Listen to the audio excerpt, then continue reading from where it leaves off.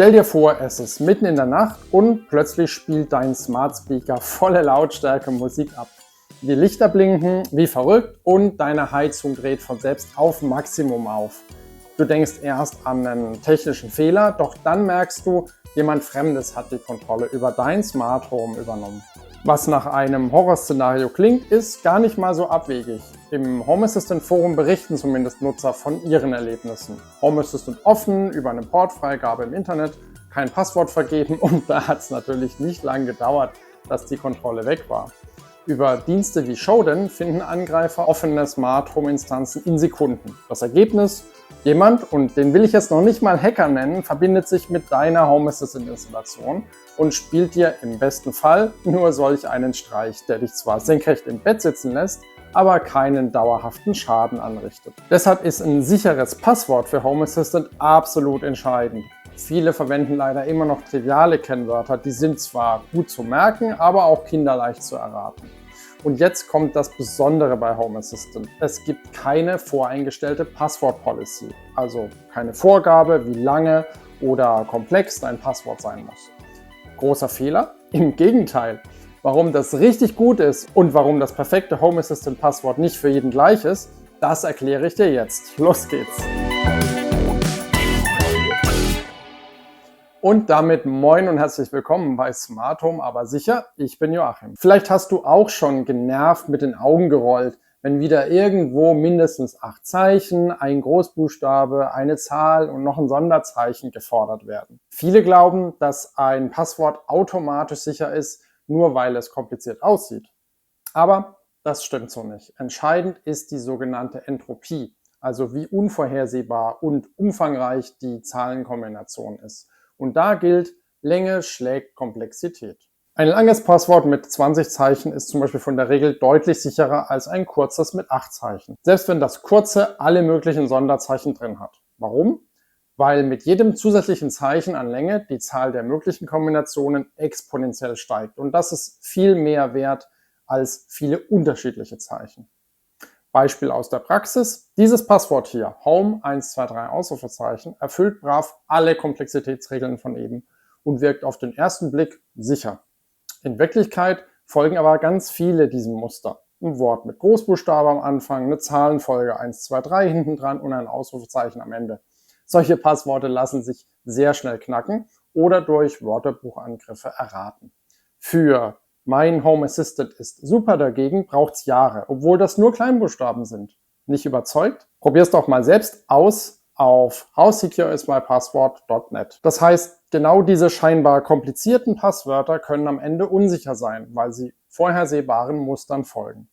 Solche strengen Passwortrichtlinien wie eben, die führen dabei oft den Nutzer sogar in die Irre und verleiten ihn dazu, Passwörter mehrfach zu verwenden. Hand aufs Herz. Wenn du dich durch irgendeine nervige Passwort-Policy quälen musst, da hast du doch sicherlich auch schon häufiger mal so dein Standardpasswort genommen.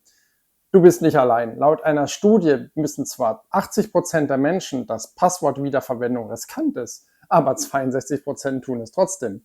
Fachleute sprechen von einer kognitiven Dissonanz, also einem mentalen Zwiespalt, in den die Leute geraten. Und warum machen wir das alle? Weil die meisten großen Webportale uns mit ihren Passwortregeln in den Wahnsinn treiben. Merkst du, wer schuld ist?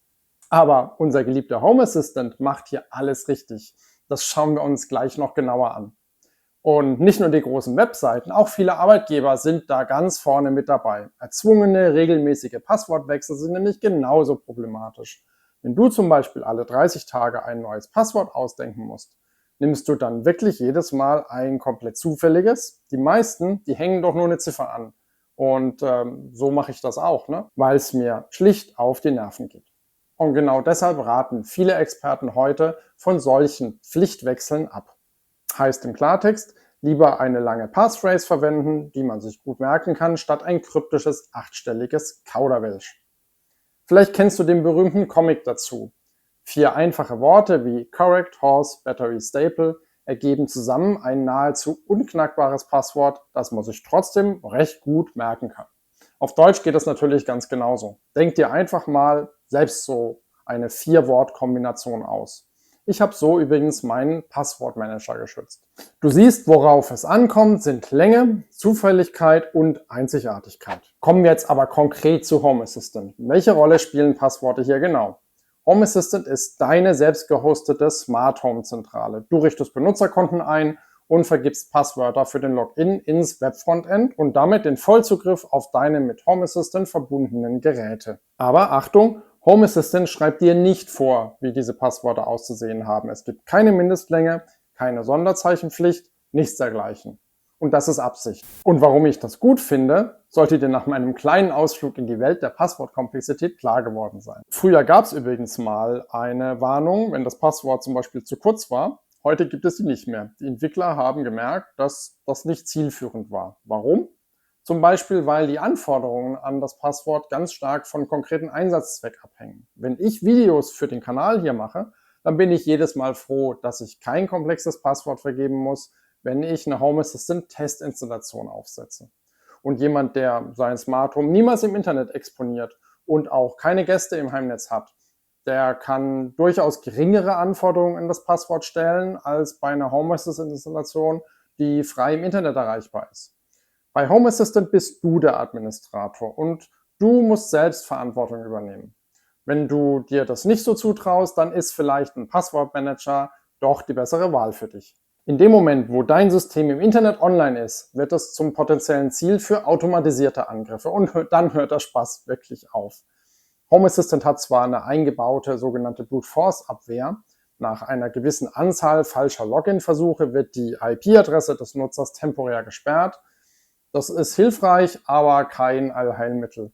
Viele Angreifer verteilen ihre Versuche einfach auf viele verschiedene IP-Adressen und ein wirklich schwaches Passwort ist oft schon nach wenigen Versuchen erraten. Die IP-Sperre schützt sich also nur begrenzt. Heute soll es nur um Passworte gehen. Deswegen lasse ich das Thema Zwei-Faktor-Authentifizierung genauso wie offene Portfreigaben in diesem Video mal links liegen. Trotzdem solltest du, wenn deine Installation aus dem Internet erreichbar ist, Zwei-Faktor-Authentifizierung zwingend aktivieren und deine Installation nicht über eine unverschlüsselte Verbindung und Portfreigaben erreichbar machen. Warum das problematisch ist, das sage ich dir übrigens in diesem Video und wie du es besser machen kannst in diesem Video. Aber jetzt bist du dran. Wie sieht dein Home Assistant Passwort aus? Schreib es mir in die Kommentare. Sollte ich sagen, dass nicht das Passwort selber? Na, werden Sie merken, ne? Okay. Ja, gut. Wir werden sehen. Also, danke fürs Zuschauen. Klick jetzt aufs Abonnieren. Dann sehen wir uns am nächsten Sonntag wieder. Ansonsten pass gut auf dich und dein Smart Home auf. Dein Joachim.